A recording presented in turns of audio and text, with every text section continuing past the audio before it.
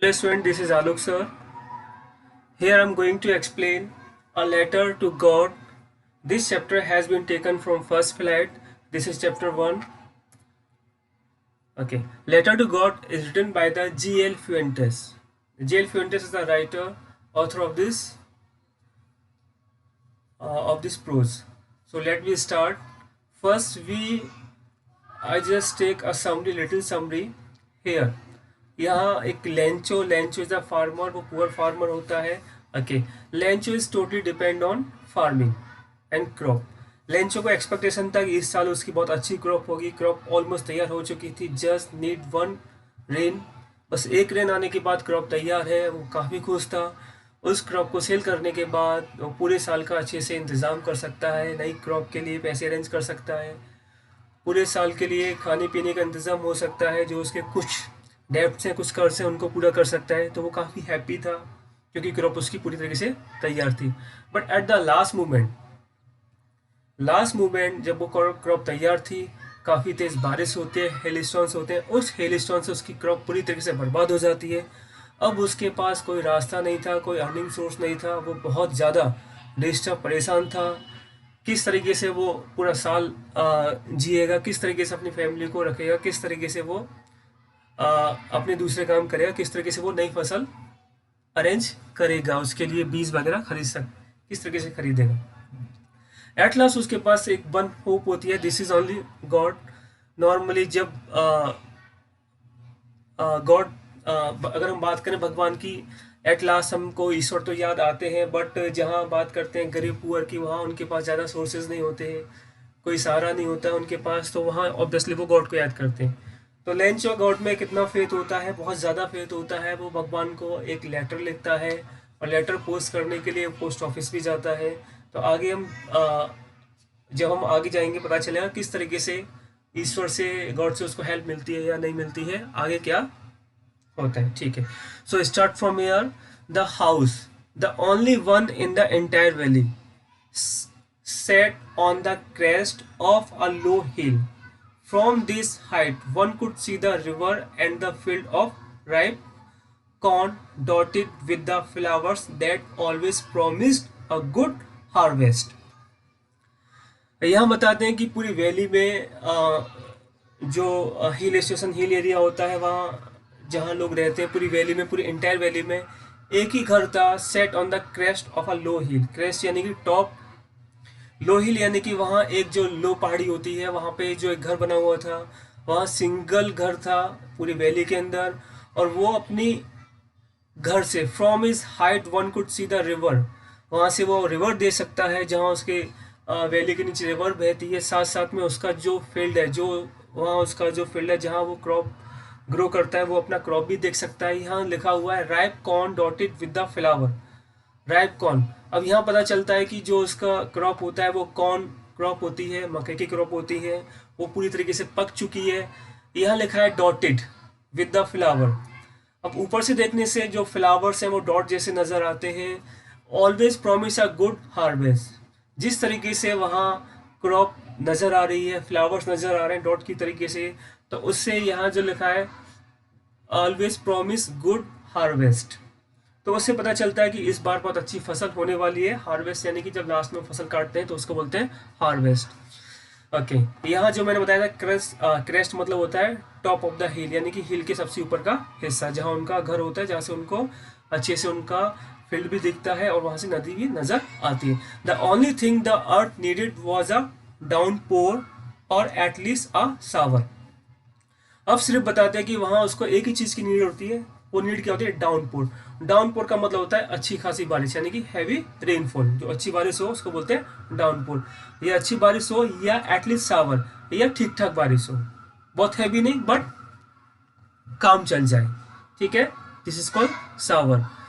Through out the morning Lencho, यानी कि पूरी morning Lencho, who knew his field intimately had done nothing else. वो उसे पता था कि इंटीमेटली आखिरकार उसका जो फील्ड है, जो उसका खेत है, जो पूरी तरह से तैयार है, उसमें कुछ करना नहीं है बस. But see the sky towards the north east. बस वो नॉर्थ ईस्ट की तरफ, स्काई की तरफ देखता है कि जल्दी से बस बारिश आए और मेरी क्रॉप अच्छे से तैयार हो जाए. We go to the next paragraph. Now we are really going to get some water. The woman who was preparing super replied yes, good willing. The older boys were working in the field while the smaller ones were playing near the house until the woman called to them all, come for dinner. It was during the meal that, just as Lancho had predicted, big drops of rain began to fall. In the northeast, huge mountain of clouds could be seen approaching. The air was fresh and sweet. Now we are really going to get some water. ये Lencho women means यहाँ उसकी wife होती है, अपनी wife से बोलता है कि अब हम वाकई में बहुत अच्छा पानी मिलने जा रहा है, क्योंकि उसको बादलों में देखता है, क्लाउड में, तो उसको नज़र आता है कि यहाँ बारिश होने वाली है. The women who was preparing super. Super का मतलब होता है शाम का खाना, यानी कि जो 6 बजे से पहले खाना बनाया जाता है, बेसिकली इसको डिनर भी कह सकते हैं. तो वो अपना खाना बना रही होती है. वो आंसर देती है yes God willing. That means कि बोलती है हाँ ईश्वर की इच्छा होगी तो बारिश होगी.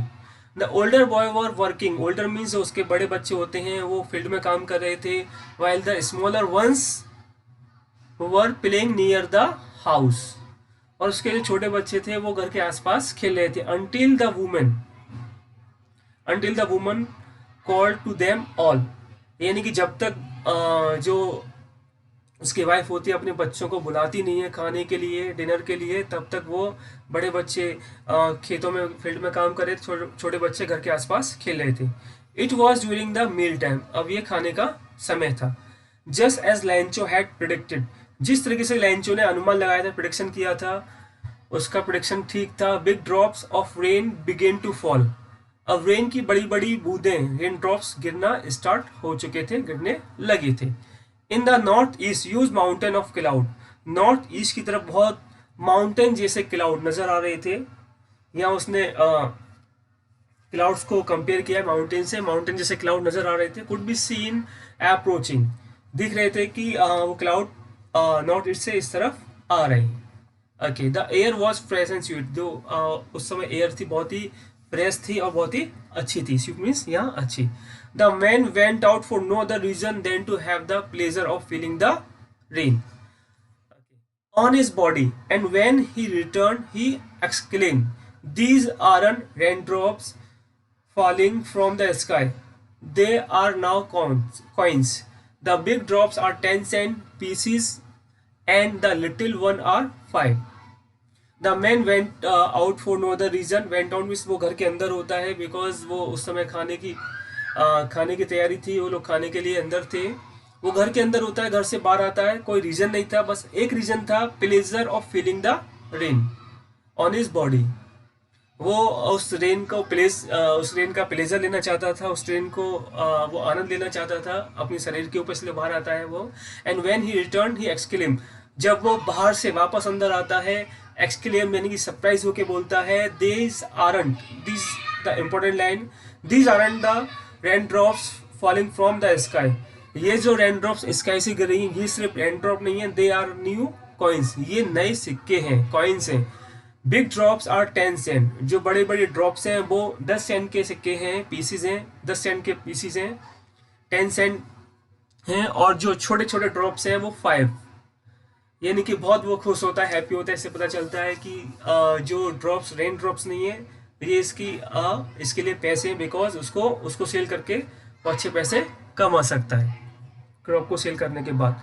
Next we come to the next paragraph. With a satisfied expressions he regarded the field of ripe corn with its flower draped in a curtain of rain. But suddenly a strong wind began to blow, and along with the rain, very large hailstones began to fall. These truly did resemble new silver coins. The boys, exposing themselves to the rain, ran out to collect the frozen pearls. With the satisfied expression, यानी कि उसके जो expression थे बहुत satisfy वाले थे, बहुत ही वो संतुष्ट था. He regard the field, because वो अपने फील्ड को रिगार्ड करता है, देखता है, क्योंकि वहाँ कॉर्न थे वो पक चुके थे, तैयार थे, वहाँ फ्लावर नजर आ रहे थे. Draped in a curtain of rain. जो उसको एक्सपेक्टेशन थी उस तरीके से रेन हो रही थी. रेन इतनी अच्छी हो रही थी कि पूरी तरीके से रेन से वो कवर, उसका फील्ड कवर हो चुका था, जहां उसने बोला कर्टेन ऑफ रेन, मानो कि जैसे कि बारिश का पर्दा गिर गया हो उसकी फील्ड के ऊपर। बट सडनली, लेकिन अचानक से एक स्ट्रॉन्ग विंड स्टार्ट हो जाती है, बिगेन टू ब्लो, चलने लग जाती है, तेज हवा चलने लगती है। Along with the rain, rain के साथ साथ तेज हवा चलती है। Very large stones began to fall, rain के साथ तेज हवा भी चलती है और साथ साथ में हेल स्टोन्स भी गिरना स्टार्ट होता है, दैट मीन्स बर्फ के गोले, ओले। This truly did resemble new silver coins, the boys, वाकई में देखें तो ये बहुत ही सिल्वर कॉइन जैसे लग रहे थे, रिजेंबल कर रहे थे, प्रतीत हो रहे थे। बॉयज एक्सपोजिंग, यानी कि जो उसके बच्चे थे, लेंचो के बच्चे थे, एक्सपोजिंग देमसेल्स, यानी कि वो अपने आप को रोक नहीं पाते हैं, वो घर से बाहर भागते हैं। Ran out to collect the frozen pearls, उन सभी, यहाँ उसने फ्रोजन पल्स बोला है, जो हिल स्टोन्स हैं, उन जमे हुए मोतियों को वो कलेक्ट करने के लिए सारे बच्चे दौड़ के जाते हैं। Next paragraph, it's a really getting bad now, exclaim the man, अब वो उसको सरप्राइज होता है, उसको चिंता होती है कि अब बुरा होता जा रहा है, वास्तव में गलत हो रहा है, बुरा हो रहा है। I hope it passes quickly, अब वो होप करता है कि जल्दी से ये खत्म हो जाए। It did not pass quickly, लेकिन वो जल्दी से खत्म नहीं होता है, रेन जल्दी से स्टॉप नहीं होती है, हेल स्टॉर्म जल्दी से स्टॉप नहीं होते। For an hour the hail rained on the house, कम से कम 1 आवर तक हेल स्टोन्स उसके घर के आसपास गिरते हैं, साथ साथ में गार्डन के पास गिरते हैं, हिल साइड भी गिरते हैं। एंड कॉर्नफील्ड, जो उसकी कॉर्नफील्ड होती है, वहाँ पे जो उसकी फसल तैयार थी, वहाँ पे भी हिल स्टोन्स 1 कलाक तक कंटिन्यूस गिरते हैं। ऑन द होल वैली, या पूरी वैली में गिरते हैं। द फील्ड वॉज वाइट, अब उसका फील्ड पूरी तरीके से सफ़ेद वाइट हो चुका था, as if covered with salt, क्योंकि हेल स्टोन इतने ज़्यादा पड़ चुके थे कि उसका फील्ड जहाँ क्रॉन क्रॉप थी, अब वहाँ ओले बर्फ हेल स्टोन्स नजर आ रहे थे। अब वो बोलता है इट कवर्ड विथ सॉल्ट, वो इस तरीके से वाइट हो गए जैसे कि समझो कि सॉल्ट, यहाँ सॉल्ट का मतलब होता है, समझ लेना कि अगर फील्ड में सॉल्ट होता है तो सॉल्ट से उसकी फर्टिलिटी खत्म हो जाती है, सॉल्ट से पूरी की पूरी फसल बर्बाद हो जाती है। वो उसको जो वाइट हिल स्टोन्स होते हैं वो उसको कंपेयर कर, सॉल्ट से कंपेयर करता है, क्योंकि उसको लगता है कि ये सॉल्ट की तरह उसको नजर आते हैं, कि ये सॉल्ट है जिसने मेरी सारी सारी की फसल बर्बाद कर दी। Next paragraph, not a leaf remain on the trees, the corn was totally destroyed, यहाँ बोलता है कि जो उसकी क्रॉप तैयार थी, वहाँ क्रॉप पूरी तरह से बर्बाद हो चुकी थी, उस पर एक भी पत्ता नहीं बचा था। The flower were gone from the plants, जो भी प्लांट्स से, सारे प्लांट्स जो क्रॉप के प्लांट थे, सारे प्लांट से उसके फ्लावर्स जा चुके थे, झड़ चुके थे। Lencho's soul was filled with sadness, soul यानी कि आत्मा, उसकी अंतर आत्मा बुरी तरीके से दुख से भर चुकी थी, उसको बहुत बड़े दुख ने घेर लिया था। Obviously condition was very bad, समझ सकते हैं, normally it's happen. When the storm had pass, जब स्टॉर्म चला जाता है, आंधी रुक जाती है, he stood in the middle of the field, वो फील्ड के मिडिल में खड़ा हो जाता है, and said to his son, अपने बच्चों से बोलता है, बच्चों, plug a plague of locusts would have left more than this, बच्चों से बोलता है कि plague of locusts, plague of locusts में होता है कि मच्छरों का झुंड, ऐसे इंसेक्ट जो फसल को बर्बाद कर देते हैं। बोलते हैं कि जो अगर लोकट्स का प्लेग होता, उनका भी झुंड होता, तब भी लेफ्ट मोर देन दिस, जितना बिल्कुल अभी नहीं बचा है, कुछ तो बच ही जाता, अगर वो भी आते तब भी, लोकट्स भी होते तब भी कुछ ना कुछ फसल बच जाती, लेकिन इस हेल स्टॉर्म से तो बिल्कुल नहीं बचा। The hail has left nothing, इस हेल ने, इस स्टोन्स ने बिल्कुल कुछ नहीं छोड़ा है। This year we will have no corn, इस साल हमें कॉर्न नहीं मिलने वाले हैं, इस साल हमारे पास यानी कि कॉर्न फसल नहीं होगी, ग्रेन्स नहीं होंगे। That night was a sorrowful one, वो नाइट बहुत ज़्यादा दुख भरी थी। All our work for nothing, हमारी सारी मेहनत बेकार हो चुकी थी। There is no one who can help us, कोई नहीं था जो हमारी मदद कर सके। Will go hungry this year, इस साल हम सब लोग भूखे ही रहेंगे। Now we come here next, but in the heart of all who lived in that solitary house in the middle of a valley, there was a single hope, help from God. Don't be so upset even though this seems like a total loss. Remember, no one dies of hunger. That's what they say, no one dies of hunger. But in the hearts of all, यानी कि सभी के मन में, सभी के दिल में, who lived in that solitary, मतलब होता है जो सिंगल हाउस था उस middle of the valley, valley के मिडिल में जो सिंगल हाउस था, उस घर में जितने भी लोग थे उनके बस हार्ट में एक ही बात चल रही थी, there was a single hope, एक ही होप थी, हेल्प फ्रॉम गॉड, अब तो भगवान ही हमारी मदद कर सकता है। डोंट बी सो अपसेट, एक दूसरे को कंसोल करने के लिए वो कहते हैं, उसकी वाइफ या वो कहते हैं, even though this seems like a total loss, लगता है कि पूरी तरीके से लॉस हो चुका है, पूरी तरीके से बर्बाद हो चुका, नुकसान हो चुका है। रिमेंबर, लेकिन ध्यान रखें, कोई भी भूख से नहीं मरता है। That's what they say, no one dies of hunger, इसलिए कहा जाता है कोई भी भूख से नहीं मरता है। ओके, क्योंकि कुछ उम्मीदें, बातें हैं जो इंसान को जिंदा रखती है। This is true. Although the night, Lancho thought only of his one hope. पूरी रात वो सिर्फ एक ही चीज उसने सोची थी और सोच रहा था, एक ही होप थी, द हेल्प फ्रॉम गॉड, कि अब तो गॉड ही हेल्प कर सकता है। Whose eyes as he had been instructed see everything, even what is deep in one concise sorry concise means हमारा विवेक, हमारी अंतरात्मा। Lancho was okay. First let me explain this one first. पूरी रात उसने सिर्फ एक ही सोचा कि बस अब तो भगवान ही मदद कर सकता है। उसकी आंखों में ही हैड बीन इंस्ट्रक्टेड, जिस तरीके से उसको इंस्ट्रक्शन मिलते रहे हैं, जिस तरीके से वो सुनता आ रहा है।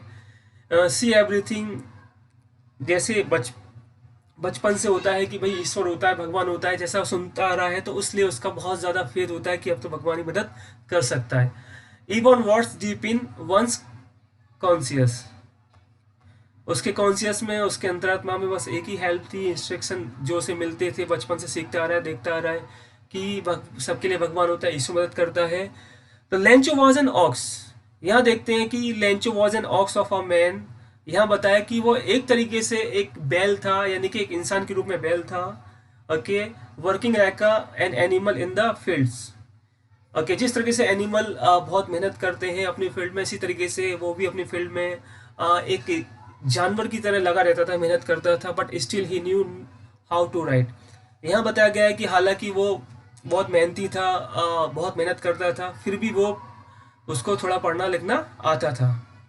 किस तरीके से लिखते हैं, थोड़ा उसको आता था। द फॉलोइंग संडे, यानी कि नेक्स्ट संडे, जो संडे आने वाला था, एट डे ब्रेक, जैसे ही सुबह होते ही began to write a letter, वो लेटर लिखना स्टार्ट कर देता है, which he himself would carry to town and place in the mail.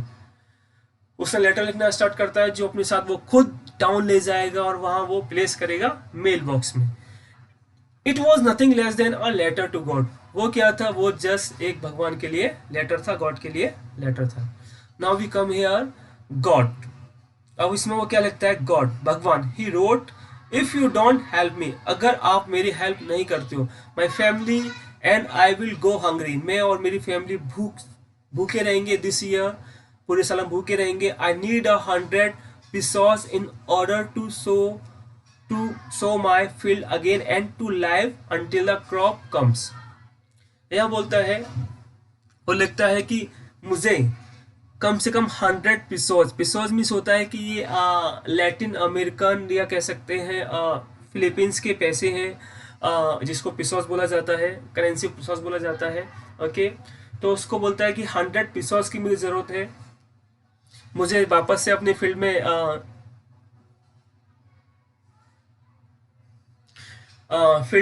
Field को ग्रो करने के लिए, अगेन फील्ड को वापस से कल्टीवेट करने के लिए मुझे पैसे की ज़रूरत है, और जब तक मुझे दूसरी क्रॉप तैयार नहीं हो जाती है तब तक के लिए मुझे 100 पिसोस की ज़रूरत है, उसी से मेरा काम चल सकता है। बिकॉज द हेल स्टॉर्म, यहाँ जो लिखा है बिकॉज द हेल स्टॉर्म, आगे dot dot dot, that means कि वो सारी कहानी है कि हेल स्टॉर्म ने उसको बर्बाद कर दिया, फसल बर्बाद कर दी। ओके, आगे देखते हैं, ही रोट टू गॉड, आगे लिखता है ही wrote to God on the envelope, envelope पे लिखता है भगवान के लिए, बट द लेटर, यानी कि जो लेटर का ऊपर वाला पोर्शन होता है एनवलप, उस पर सिर्फ लिखता है टू गॉड, ईश्वर के लिए, भगवान के लिए लेटर है, उसमें एड्रेस उसके पास होता नहीं है, तो एड्रेस में डालता है भगवान के लिए, टू गॉड, यानी कि ये गॉड के लिए लेटर है।